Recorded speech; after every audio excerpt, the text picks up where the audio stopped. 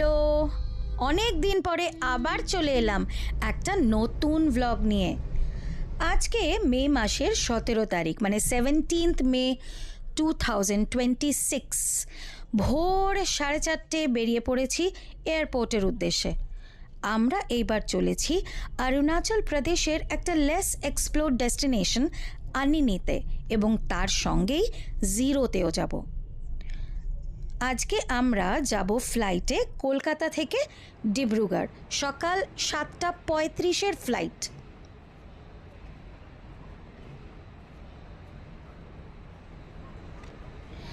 আমরা প্রথমে প্ল্যান করেছিলাম যে আমরা তিনজন আর আমার ছেলের ছোট্টবেলার, মানে সেই নার্সারি বেলার বন্ধুর ফ্যামিলির একসঙ্গে যাওয়ার।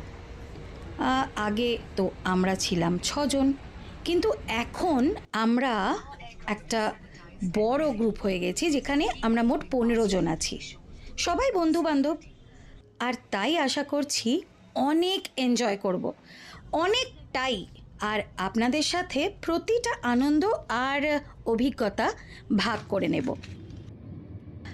আজকে আমাদের জার্নি ডে 1। আজকে আমরা প্রথমে ফ্লাইটে চড়ে গিয়ে নামবো ডিব্রুগড়ে, আর ওখান থেকে গাড়ি বুক করে রেখেছি পরবর্তী জার্নির জন্য।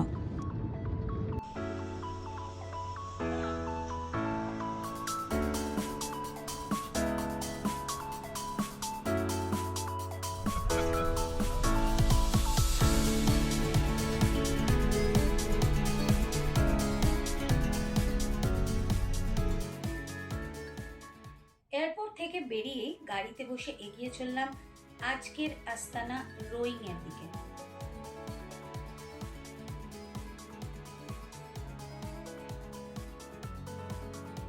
ফ্লাইট থেকে নামার পর স্টক বৃষ্টি হয়েই চলেছে, তাতে আসামের চা বাগানগুলো যেন আরো সুন্দর লাগছে দেখতে।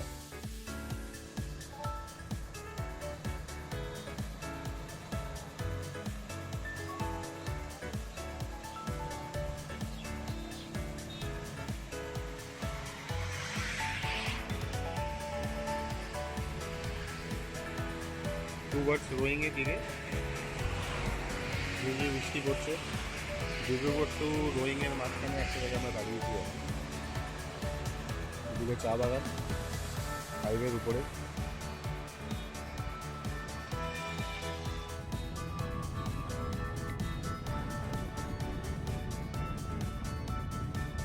ডিব্রুগড় থেকে রোয়িং এর দূরত্ব অ্যারাউন্ড 161 কিলোমিটার, আর গুগল বলছে সময়ও লাগবে ওই 3 ঘন্টা 4 মিনিটের মতো।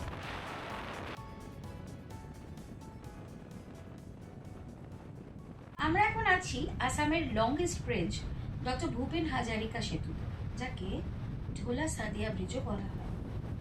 এই ব্রিজের একদিকে তিনসুকিয়ার ঝোলা আর অন্যদিকে অরুণাচলের সাদিয়া আছে। লোহিত নদীর উপরে এই ব্রিজের লেন্থ অ্যারাউন্ড 9.15 কিলোমিটার্স।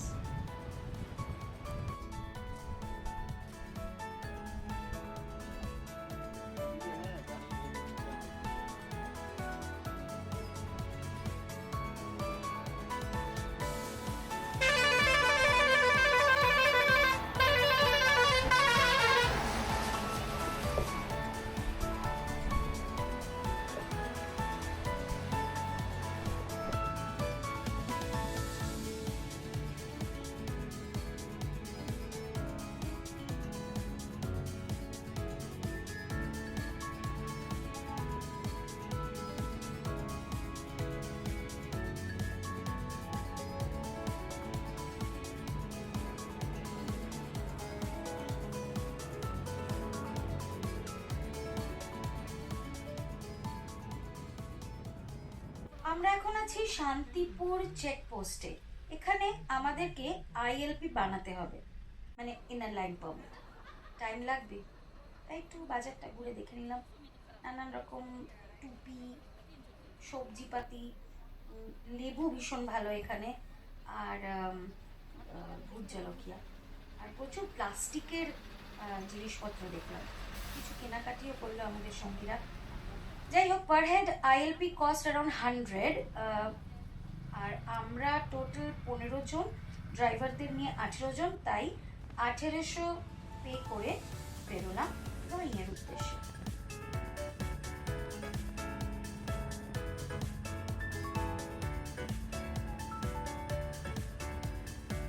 শান্তিপুর থেকে বেরোলাম, আর শান্তিপুর থেকে রোয়িংয়ের দূরত্ব ওই 25-30 কিলোমিটার।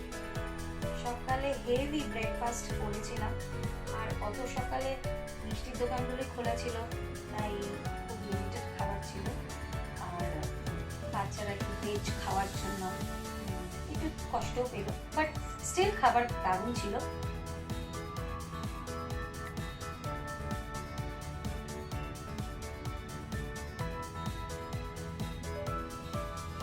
চলেন, কেমন লাগছে এখন অবধি?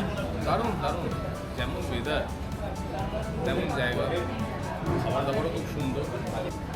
না না মিনারেল সায়ন, দারুণ জায়গা, এখন অব্দি দারুণ এক্সপিরিয়েন্স, আরও ভালো হবে যত সময় আগে। এখন আমরা আছি রোয়িংয়ে, আর প্রায় 4টে বাজে। এখন আমরা লাঞ্চ করতে হয়েছি আমরা। চিন্তু ভাই, আমি এটা বুঝে গেছি যে প্রত্যেকটা লোক ভীষণ অ্যাকোমোডেটিং। क्या अभी तक क्या एक्सपीरियंस है? ফার্স্ট ক্লাস স্যার, বহুত और যে পেয়েছে সেটা হচ্ছে জর্জ। কাকুর হোটেলে আমার ঘুরঘুর খিদে পেয়েছে, অর্ডার দিয়েছি মটন থালি, খাচ্ছি।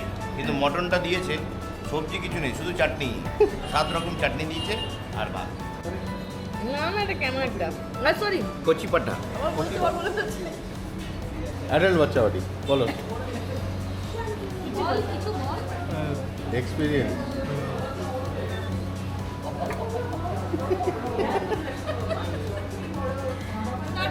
এখনো পর্যন্ত হ্যাঁ, এখনো পর্যন্ত দাঁড়িয়ে, আগে আগে বলবো বাকিটা।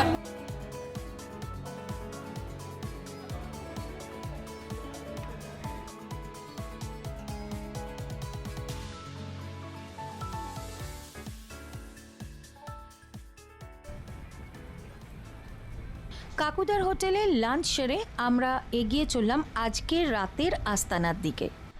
আর সেটা হলো শহর থেকে বেরিয়ে যাত্রী নিবাস রোয়িংয়ের।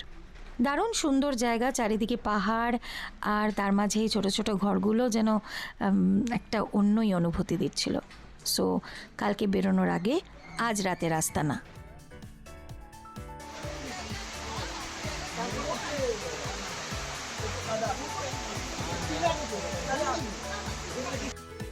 He is my Joy Babu, my ex-friend, and my ex-husband. My ex-husband. Actually, he was my. আমাদের একটা গ্রুপ ছিল ফ্রেন্ডসদের, সেই ফ্রেন্ডসদের গ্রুপে জর্জ ছিল, মানে সেই আমরা গিয়ে আড্ডা মারতাম। একদিন দিদিকে নিয়ে গেছিলাম। কি করে ব্যাস, কি করে জানবো আমি?